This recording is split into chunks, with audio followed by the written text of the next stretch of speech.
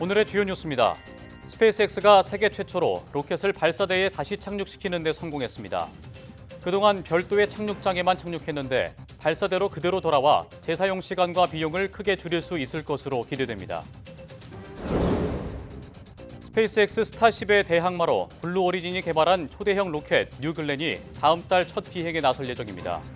블루 오리진과 스페이스X 모두 아르테미스 탐사에 참여할 예정이라 두 기업의 우주 경쟁은 한층 더 가열될 것으로 보입니다. 올해 노벨 화학상의 주인공인 단백질 구조 예측 인공지능은 신약 개발 현장 등에서 실제로 큰 활약을 하고 있습니다. 인공지능이 사람이 하는 실험을 완전히 대체할 수는 없겠지만 시간을 획기적으로 줄여주고 있어 연구실 패러다임을 바꿨다는 데는 이견이 없어 보입니다. 의대생 집단 휴학을 승인한 서울의대에 대한 교육부 감사가 오는 21일까지 열흘 연장됐습니다. 서울의대 교수들은 학생들의 휴학은 조건 없이 승인돼야 한다며 근본적인 해결을 찾아야 한다고 반발했습니다.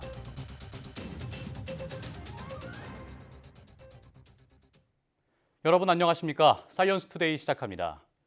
일론 머스크의 우주기업 스페이스X가 세계 최초로 로켓을 발사대에 다시 착륙시키는 데 성공했습니다.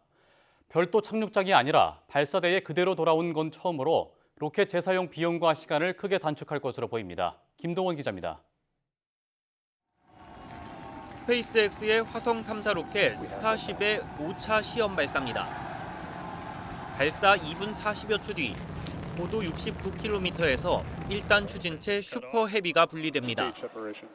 땅으로 떨어지던 추진체는 곧 자세를 바로잡더니 조금 전 이륙했던 바로 그 발사대로 정확히 돌아옵니다. 역추진 엔진이 가동되며 속도를 줄인 로켓을 발사대 위쪽 로봇팔이 젓가락처럼 붙잡습니다.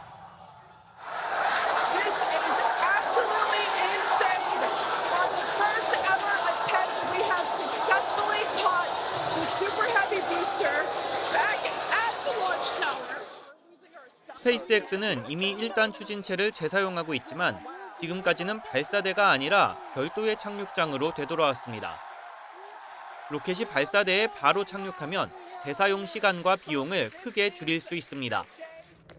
추진체에 실려 발사된 우주선 스타쉽도 66분 뒤 인도양의 목표 수역에 예정대로 낙하했습니다. 스타쉽은 미국 나사의 유인 달 탐사 계획 아르테미스에 사용될 예정이며 궁극적으로 화성 탐사에 쓰일 계획입니다. 스페이스X를 설립한 일론 머스크는 인류가 여러 행성에서 살기 위한 큰 진전을 이뤘다고 자평했습니다. YTN 김도원입니다. 아마존의 제프 베이조스가 이끄는 우주기업 블루 오리진의 초대형 로켓 뉴글렌이 다음 달 첫 비행에 나설 예정입니다. 애초 이달 예정했던 화성 탐사선 발사는 내년 봄으로 미뤄졌는데 대신 12월로 예정했던 궤도 운반선 발사를 한 달 앞당겼습니다. 이성규 기자입니다. 거대한 수증기가 로켓 엔진에서 뿜어져 나옵니다. 블루 오리진의 초대형 로켓 뉴글렌의 2단 엔진 연소 시험입니다. 이번 연소 시험에서는 2단 엔진과 지상 제어 시스템 간의 상호작용 등을 검증했습니다. 2단으로 구성된 뉴글렌은 높이 98m, 지름 7m의 초대형 로켓으로 지구 저궤도에 약 45톤의 화물을 나를 수 있습니다. 스페이스X의 초대형 로켓 스타쉽 대항마로 개발됐는데 우여곡절 끝에 다음 달 첫 비행에 나섭니다. 탑재체는 지구 저궤도에서 달 궤도까지 연료와 화물 등을 운반해주는 궤도 운반선 블루링입니다. Building a road to space to me means paving the way for having that infrastructure to make space more accessible. 애초 뉴글렌의 첫 항해지는 화성이었습니다. 나사의 화성 탐사 위성을 태우고 이달 발사 예정이었으나 나사는 발사 가능 기간이 너무 짧아 유사시 발사 자체가 어려워질 수 있다며 내년 봄으로 발사 일정을 미뤘습니다. 블루 오리진은 나사의 결정을 존중하지만 뉴글렌의 발사를 늦출 수 없다며 원래 12월 예정이었던 블루링 발사를 한 달 앞당겼습니다. 우주업계는 이번 뉴글렌 발사가 성공한다면 억만장자인 제프 베이조스와 일론 머스크의 우주 경쟁이 한층 가열할 것으로 내다봤습니다. 뉴글렌이 그 앨런 머스크 스페이스X에서 만든 스타쉽하고 거의 비슷한 성능을 갖고 있거든요. 우주 산업에서 그 거대 그 영향력을 주는 사람들이 경쟁을 하고 있다 이렇게 보는 그런 시각이 많습니다. 앞서 스페이스X와 블루 오리진은 나사의 유인 달 착륙 프로젝트인 아르테미스 탐사에 모두 선정된 바 있습니다. 2026년 예정인 아르테미스 3 임무에는 스페이스X가, 이후 아르테미스 5 임무에는 블루 오리진이 각각 참여해 앞으로의 우주 경쟁은 더욱 치열해질 전망입니다. YTN 사이언스 이성규입니다. 올해 노벨상은 그야말로 인공지능 잔치라고 해도 과언이 아닙니다. 특히 노벨 화학상을 받은 단백질 구조 예측 인공지능 모델은 생명과학의 판도를 바꿨다는 평가를 받았는데요. 실제 연구 현장에서는 어떻게 쓰이고 있을까요? 박나연 기자가 현장에 다녀왔습니다. 아미노산 서열을 화면에 입력했더니 인공지능이 단백질 구조를 뚝딱 만들어냅니다. 구글 딥마인드가 개발한 알파폴드2로 이미 확인된 수십만 개의 단백질 구조를 학습해 새로운 단백질 구조를 예측하는 AI 모델입니다. 기존에는 X선이나 극저온 전자현미경을 활용해 단백질 구조를 알아냈는데 계산이 복잡해 수개월에서 길게는 수년이 걸렸습니다. 알파폴드를 이용하면 PC 성능에 따라 빠르면 몇 분, 늦어도 몇 시간 안에 구조를 찾을 수 있고 정확도도 90%에 달합니다. 알파폴드가 굉장히 빠르게 구조를 예측해 줄 수 있기 때문에 저희는 이제 더 많은 후보체를 찾거나 다른 문제를 해결하기 위해 집중할 수 있게 되었습니다. 단백질은 생명활동을 조절하는 핵심 분자로 그 구조를 알아야 단백질 기능을 파악할 수 있습니다. 올해 노벨 화학상을 받은 알파폴드와 로제타폴드는 모두 단백질 구조를 예측하는데 최근 버전은 단백질과 생체 분자의 상호작용까지 예측합니다. 이를 통해 연구자들은 유전자 편집 기술을 검증하거나 알츠하이머 신약 후보 물질을 발견하고 있으며 실제로 알파폴드2를 인용한 논문은 10,000건이 넘을 정도입니다. 컴퓨터를 관련 기반한 기술들이 이제는 과학계의 아주 깊은 곳까지 크게 영향력을 확장하고 있다는 점, 좀 더 공식적으로 인정됐다는 점에서 굉장히 큰 의의가 있다고 생각합니다. 전문가들은 인공지능이 생명공학의 연구 판도를 바꾼 건 맞지만 100% 완벽하진 않아서 실험을 완전히 대체할 순 없다고 말합니다. 또 5월에 나온 알파폴드3의 경우 이전 버전과 달리 소스 코드가 공개되지 않아 연구 확장성이 떨어진다는 지적도 나옵니다. AI가 휩쓴 올해 노벨상 결과는 과학계 연구 패러다임이 전환됐음을 확인하는 계기가 됐습니다. AI 기반 연구가 앞으로 더 많아지겠지만 맹신보다는 철저하게 검증하는 과학 본연의 자세를 잃지 말아야겠습니다. YTN 사이언스 박나연입니다. 인공지능이 노벨상까지 휩쓸 만큼 그 영향력은 점점 커지고 있습니다. 이번에는 세계 뇌졸중 석학들이 한자리에 모여 인공지능과 뇌졸중 예후를 예측하는 승부를 펼쳤는데요. 대결의 승자는 누구였을까요? 임늘솔 기자가 보도합니다. 세계 뇌졸중 전문가들이 인공지능과 뇌 영상을 분석하는 대결에 나섰습니다. 뇌 의료 영상과 나이, 성별 등의 정보를 토대로 뇌졸중 환자 40명의 예후를 예측해 정확도를 비교하는 겁니다. 그 결과 인공지능은 12분 만에, 교수진은 평균 45분 만에 뇌졸중 예후 예측을 완료했습니다. 교수진의 예측률은 평균 50%로 인공지능보다 22% 낮았는데 참석자들은 신속하게 예측하는 게 쉽지 않았다고 소감을 밝혔습니다. To be frank, it's a very difficult problem to predict early neurological deterioration from imaging, and I did. And I was, in a way, very pleased to see that this tough problem has a solution. 뇌졸중 환자의 예후는 의사가 환자의 병력과 나이 등을 종합해 CT, MR 등 다양한 영상 자료를 보고 직접 진단합니다. 그렇다 보니 응급실에 뇌졸중 환자가 도착하더라도 빠르게 대응하기 어렵고 오진 위험도 큽니다. 수많은 뇌졸중 환자의 영상 자료를 딥러닝한 인공지능은 최대 20초 안에 뇌졸중 예후를 판단할 수 있습니다. 또 눈에 띄지 않는 변화도 알려주며 90% 이상의 높은 정확도로 효과적인 대응도 가능합니다. 존스 홉킨스의 연구 발표에 따르면 사람에 의한 뇌졸중 오진율은 17% 정도에 달하는 것으로 되어 있습니다. 하지만 인공지능은 항상 일관성 있는 결과를 내놓기 때문에 사람의 실수를 줄여줄 수 있는 그런 2차 의견을 제시할 수 있다는 점에서 분명히 도움이 될 거라고 생각을 합니다. 전문가들은 인공지능이 뇌졸중 예후를 신속하고 정확하게 예측할 수 있어 기존에 없던 체계적인 치료 전략을 제시하는 데 도움을 줄 것으로 기대했습니다. YTN 사이언스 임늘솔입니다. 인공지능 AI 시대가 현실로 다가온 가운데 IT 기업들은 초반 기술 주도권을 잡기 위해 총력전을 벌이고 있습니다.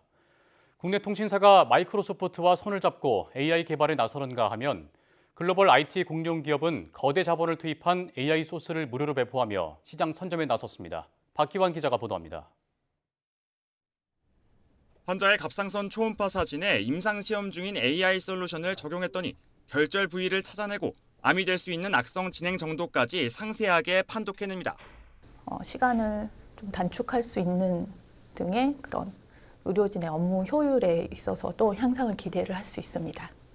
암 진단에 있어서 AI가 진단 보조 툴로서 많은 기능을 하고 있고요. KT는 글로벌 빅테크 기업 마이크로소프트와 손잡고 AI 기술 개발 속도를 더 높이기로 했습니다. 그래서 KT도 그 역량을 기반으로 종전과 다른 혁신과 성장을 이뤄야 되고 더 나아가서는 산업계, 더 나아가서는 국가에도 당연히 기여해야 된다. 다른 기업들 역시 AI 시대를 선점하기 위한 연구 개발 투자를 아끼지 않으면서 대외 확장까지 꾀하고 있습니다. 정지화면에 나온 사람 가게를 클릭한 뒤 영상을 재생했더니 빠른 움직임이 이어지는데도 물체의 범위가 그대로 유지됩니다. 메타가 개발한 거대 언어 모델 라마의 AI 기술 가운데 하나입니다. 많은 자금이 투입된 라마를 오픈소스, 무료로 배포해온 메타는 사람과 비슷한 수준의 AI인 범용 인공지능을 개발한 뒤에도 모두가 AI의 혜택을 누릴 수 있도록 하겠다고 밝혔습니다. 기술의 표준화 영역을 넓히는 동시에 사업화 가능성도 열어둔 것으로 해석됩니다. 실제 메타가 라마를 무료 배포한 결과 6만 5천 개 이상의 파생 AI 모델이 등장했고 국내에서도 활용되고 있습니다. 이제 저희 고니는 라마 모델에 키스티가 보유하고 있는 대규모 과학기술 정보를 학습한 모델입니다. 하여 출연연 공공기관에서 저희 모델을 사용하게끔 저희가 많이 유도를 하고 있고요. 기업들이 대규모 투자와 사업 확대를 통해 AI 시대를 선점하기 위한 안간힘을 쓰는 가운데 새 시대의 승자가 누가 될지 주목됩니다. YTN 박견입니다.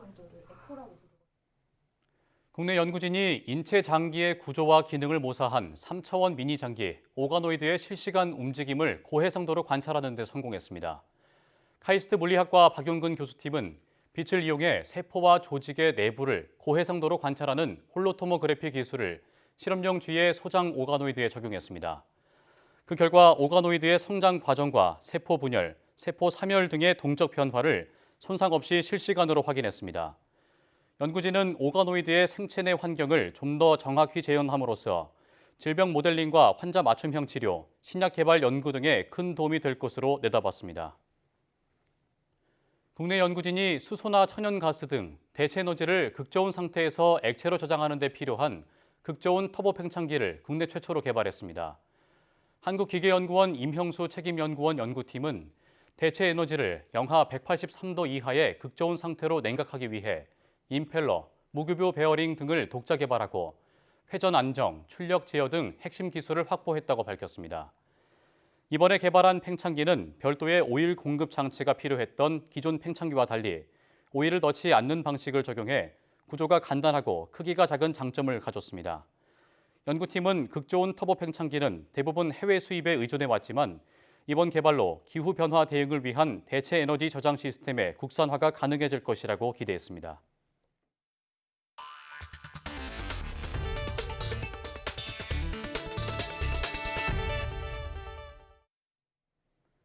의대생 700여 명의 휴학을 승인한 서울대학교 의과대학에 대한 교육부 감사 기간이 오는 21일까지로 연장됐습니다.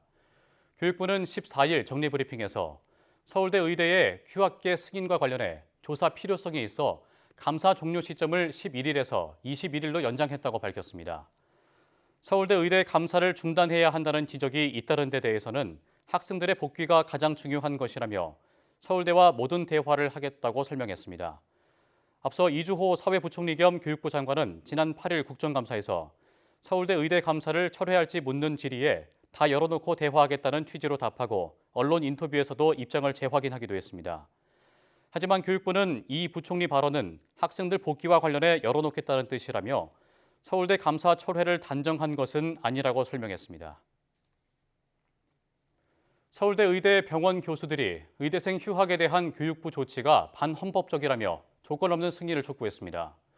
서울의대 병원 교수 비상대책위는 14일 입장문을 통해 휴학한 의대생들이 미복귀하면 유급하거나 제적시키고 2학기 넘는 휴학도 불허하겠다는 교육부 조치가 반헌법적이라며 중단하라고 비판했습니다.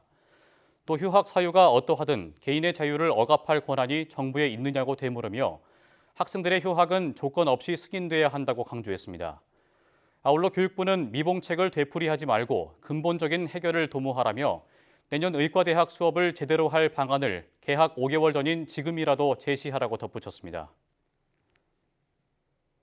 딥페이크 성착취물의 폐해가 갈수록 커지는 가운데 10대까지 범죄에 가담할 정도로 우리 사회에 깊숙이 침투하고 있습니다. 처벌 수위를 점점 강화하는 추세지만 정작 법원의 판결은 미온적이라는 비판이 나오고 있습니다. 이종국 기자입니다. 최근 딥페이크 범죄의 특성은 불특정 다수를 상대로 SNS에 올라온 사진들을 몰래 모은 뒤 AI 기술을 활용해 성착취물을 만드는 겁니다. 가해자들의 나이가 어린 것도 우려할 대목입니다. 올해 경찰이 딥페이크 성범죄 피의자 387명을 붙잡았는데 83%가 10대였습니다. 공유하고 조롱하는 문화가 하나의 어떤 놀이 문화처럼 번져서 큰 문제로 다가오고 있는데 딥페이크란 용어는 지난 2017년 대중에게 처음 알려졌습니다. 초기엔 중대 범죄라는 인식이 부족했다면 지금은 돈벌이나 단순 흥미거리로 유행을 타고 있습니다. 비회원방의 채널이 있고요. 그다음에 회원방의 채널이 있고 그다음에 딥페이크 영상방, 몰카 영상방 이런 식으로 해서 범죄자들은 수사당국의 추적을 피하기 위해 주로 텔레그램을 이용하고 있습니다. 텔레그램 측의 협조가 중요한 이유입니다. IP라든가 전화번호 정도는 아마 텔레그램에서 경찰청과의 협력 과정에서 제공할 수 있을 것으로는. 정부는 처벌 강화와 피해자 보호에 초점을 맞추고 있습니다. 딥페이크 성착취물을 가지고 있거나 보기만 해도 최대 징역 3년에 처할 수 있도록 법을 바꿨습니다. 특히 관련 자료 삭제와 피해자 지원을 국가의 책무로 명시한 점이 눈에 띕니다. 범정부 태스크포스를 구성하여 가해자 처벌과 피해자 지원을 강화하고 온라인 플랫폼 책임을 확대하는 등 추가적인 대책을 강구하고 있습니다. 사법부의 엄단 의지도 중요합니다. 지난 2019년 N번방 사건이 터졌고 1년 뒤 성착취물 제작 유포에 대한 처벌법이 처음 시행됐습니다.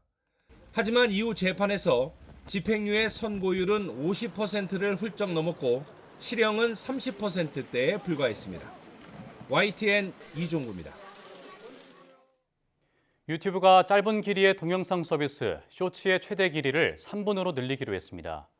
구글 코리아는 유튜브 한국 블로그를 통해 15일부터 쇼츠의 최대 길이를 기존 1분에서 3분으로 늘린다고 밝혔습니다. 유튜브 측은 이는 창작자가 가장 많이 요청한 기능이라며 더 길어진 영상에 더 많은 이야기를 담을 수 있을 것이라고 강조했습니다. 앞서 중국의 틱톡은 지난 2021년 최대 영상 길이를 3분으로 늘렸고 미국 인스타그램의 릴스는 1분 30초입니다. 이런 점에서 유튜브의 이번 정책은 다른 경쟁사들을 염두에 둔 것으로 분석됩니다. 특히 유튜브는 우리나라 동영상 플랫폼 시장에서 압도적인 점유율을 기록 중으로 영상 길이의 증가가 지배력 강화에 영향을 줄 것이란 관측이 나옵니다. 발효와 관련한 다양한 과학 콘텐츠를 체험할 수 있는 행사가 열립니다. 국립광주과학원은 오는 25일 발효과학을 주제로 성인들을 위한 사이언스 나이트 페스티벌을 연다고 밝혔습니다. 이번 행사에는 발효과학을 주제로 한 과학 토크쇼와 전문가와 함께 전통 발효주를 알아보는 막걸리 빚기 등의 프로그램이 진행됩니다. 올해로 9회차를 맞는 사이언스 나이트 페스티벌은 성인들의 과학에 대한 친근감을 높이고 생활 속 과학 문화를 체험할 수 있도록 기획됐습니다.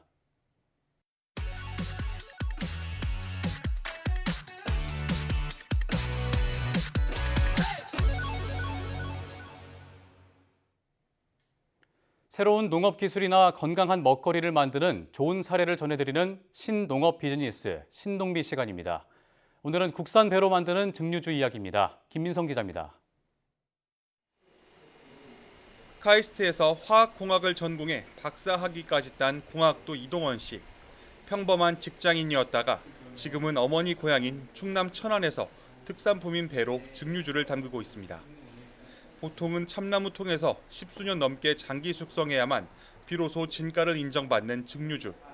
동원 씨는 그 세월을 따라잡는 데 도전했습니다. 그저 기다리기보단 능동적으로 시간을 단축한다는 뜻에서 자체 개발 기술에 액티브 에이징이라는 이름을 붙였습니다. 나무의 성분을 보다 빠르게 풍미 성분으로 분해시킬 수 있도록 온도나 압력, 여러 가지 이제 저희 다른 방법들을 적용을 해서 남다른 방식으로 숙성한 배 증류주는 달콤한 향과 깔끔한 맛이 특징입니다. 한 달이면 4년치 숙성 효과를 낼 수 있다는 설명입니다. 이런 맛과 향으로 올해 영국에서 열린 국제 주류 품평회 IWSC 증류주 부문에 출전해 상을 받는 등 해외에서도 인정받고 있습니다. 저희가 프랑스에 직접 가서 세계 최고의 과일 숙성 증류주 기업인 헤네시와 레미 마틴의 시음을 통해서 VSOP 레벨 정도의 평가를 받았습니다. 동원 씨는 우리나라 술이 세계 시장에 진출하려면 재료부터 공정, 숙성 과정까지 모든 게 국산이어야 한다는 고집으로 천안에서 난 배로만 술을 빚습니다. 지역 농가로선 배 수요가 주춤한 명절 이후에도 판로를 확보할 수 있게 되는 겁니다. 업체가 개발한 증류주는 도수가 40도로 높은 편인데요. 이 500ml짜리 한 병에 국산 배 6개가 들어간다고 합니다. 저희 한국농업기술진흥원은 벤처기업을 위해서 네트워킹 확대, 판로 개척, 창업 컨설팅 등 다양한 지원 사업을 하고 있습니다. 술빚기가 과학의 R&D와 비슷하다는 화학공학도는 언젠가 프랑스 코냑 같은 명주를 만들겠다는 포부를 안고 있습니다. YTN 김민성입니다. 오는 17일 올해 가장 큰 보름달이 떠오릅니다.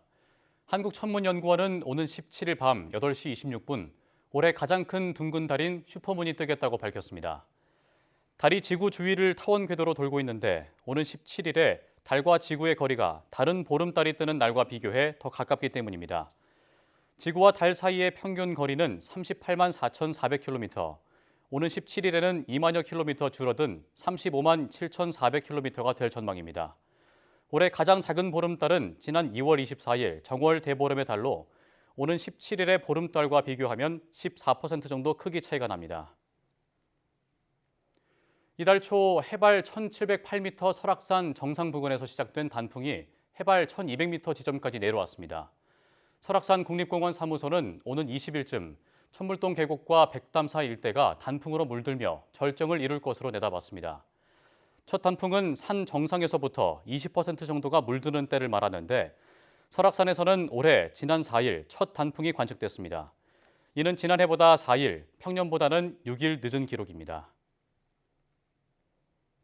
전 세계에서 가장 건조한 북아프리카 모로코의 사하라 사막지대에 이례적인 폭우로 반세기 만에 홍수가 발생해 호수가 생겨났습니다. 영국 일간 가디언과 AP통신은 지난달 모로코 남동부 지역에 이틀간 연평균 강수량을 웃도는 폭우가 쏟아지면서 홍수가 났다고 보도했습니다. 미 항공우주국의 위성 영상을 보면 세계에서 가장 큰 사막인 사하라 사막에 당시 폭우로 일시적으로 생긴 습지가 호수의 모양새를 갖추기도 했습니다.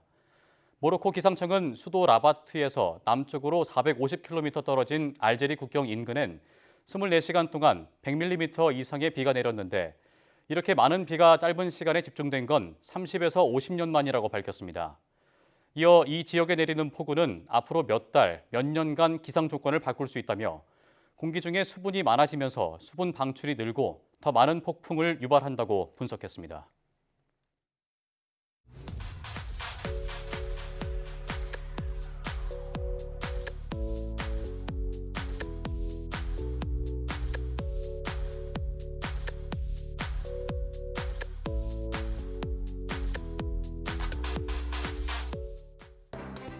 사상 최초로 1단 추진 로켓을 지상에 수직 착륙시켰던 스페이스X가 이번엔 로봇팔을 이용해 초대형 로켓을 발사 지점으로 재착륙시키는 데 세계 최초로 성공했습니다.